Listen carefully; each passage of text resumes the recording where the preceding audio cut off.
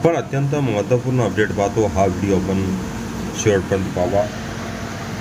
Maharashtra school तर शाळा 15 जून नव्हे तर 26 जूनपासून सुरू होणार। महायुती सरकारमधील मंत्र्याचे महत्त्वपूर्ण संकेत 23 जून 2026।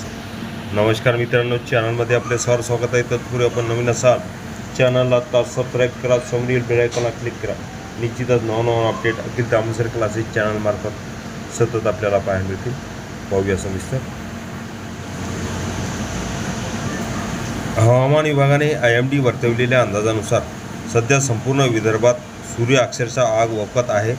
उन्हाचा पारा सातत्याने वाढू लागल्याने विदर्भातील जनजीवन विस्कळीत झाले आहे।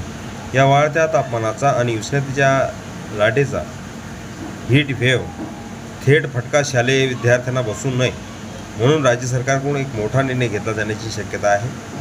10 जून नंतर विदर्भातील उष्णतेची लाट विदर्भ हीट वेव्ह अशीच कायम राहिली तर नेहमीप्रमाणे 15 जून रोजी सुरू होणाऱ्या शाळा स्कूल यंदा थेट 26 जून रोजी सुरू करण्याबाबत सरकार विचार करत असल्याची माहिती गृहराज्यमंत्री पंकज भोयर यांनी दिली आहे। या संदर्भात शालेय शिक्षण विभाग लवकरच एक महत्त्वाची बैठक घेऊन परिस्थितीचा सविस्तर आढावा घेणार असल्याचे देखील त्यांनी सांगितले।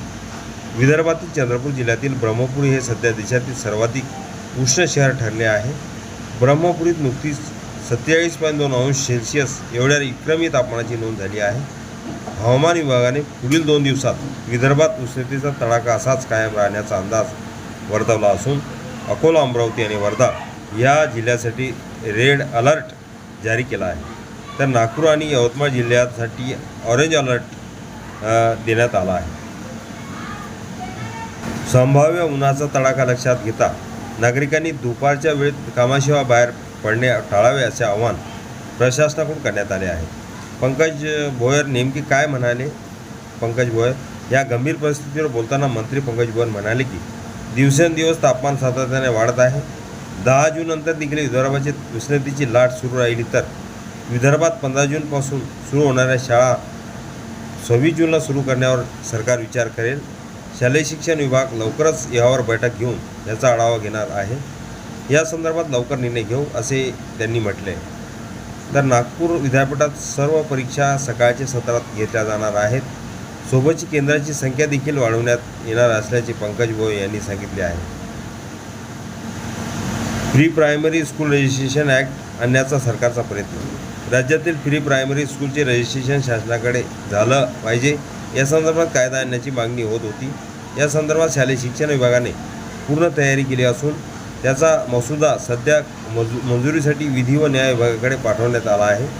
विधी व न्याय विभागाचा अंतिम अभिप्राय अप्रूव्हल मिळाल्यानंतर आगामी अधिवेशनात हा pre primary school registration act आणण्याचा सरकारचा प्रयत्न राहील असे देखील पंकज भोयर म्हणाले। हा व्हिडिओ उपयोगी वाटला असेल लाईक, शेअर आणि अखिल तामसर क्लासेस चॅनलला सबस्क्राईब करा, लाईक करा, कमेंट्स करा, मित्रांना शेअर करायला विसरू नका। असेच नवनवीन अपडेट आपल्यापर्यंत सहज पोहोचतील।